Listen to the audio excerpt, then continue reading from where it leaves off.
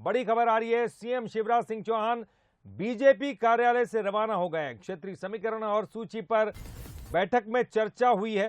प्रदेश अध्यक्ष, चुनाव प्रभारी और 3 मंत्रियों की बैठक जारी है। अभी भी सीएम शिवराज सिंह चौहान वहां से निकल चुके हैं। तो बीजेपी कार्यालय में सीएम शिवराज सिंह चौहान भी इस बैठक में शामिल थे। क्षेत्रीय समीकरण और सूची पर चर्चा हो रही थी। तीनों ही नए मंत्रियों के साथ यह बैठक थी, लेकिन अब सीएम शिवराज सिंह चौहान बीजेपी कार्यालय से रवाना हो गए। वहीं प्रदेश अध्यक्ष, चुनाव प्रभारी और 3 मंत्रियों की बैठक अभी भी जारी है। कई मुद्दों पर चर्चा हो रही है।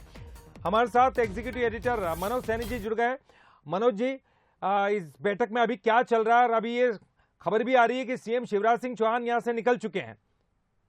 देखिए, सीएम शिवराज करीब 20-25 मिनट पहले रवाना हो गए थे यहाँ से, लेकिन अभी तो अब पूरी बैठक ही समाप्त हो गई है और सब अपने अपने स्थानों पर निकल चुके हैं। लेकिन बैठक में जो खबरें आ रही है वो सूची को लेकर चर्चा हुई है। आगामी जो सूची आने वाली है उस पर बात हुई है और खासकर बुंदेलखंड, महाकौशल और बात करें हम जो आज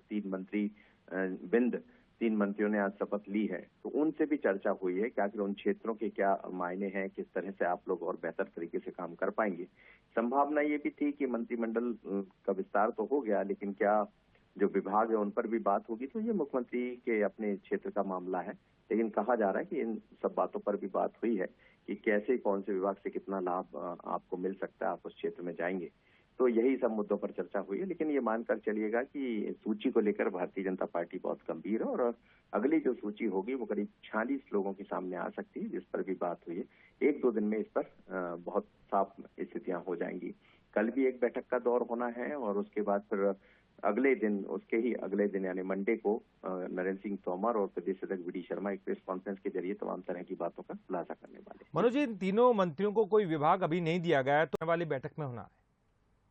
देखिए ललित, जब भी विभागों का वितरण है या विभागों का बंटवारा है तो इस पर तो खैर मुख्यमंत्री शिवराज सिंह चौहान के कार्यक्षेत्र का मामला है कि वो किसको क्या विभाग देंगे। लेकिन जाहिर है कि सभी बैठे थे साथ में, तो इन सब मुद्दों पर भी चर्चा हुई होगी जैसी जानकारी है। और मुझे लगता है कि अब से या सुबह तक जो विभाग है वो भी वितरित हो जाएंगे, किसके पास क्या विभाग होगा।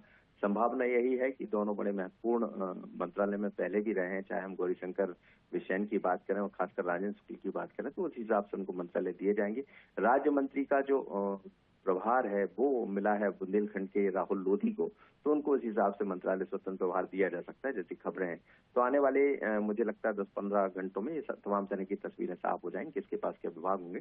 लेकिन आज की बैठक तीनों नए मंत्री के साथ ये बता रही है कि बीजेपी कितनी तैयारी में है, गंभीरता के साथ कैसा बढ़ रही है।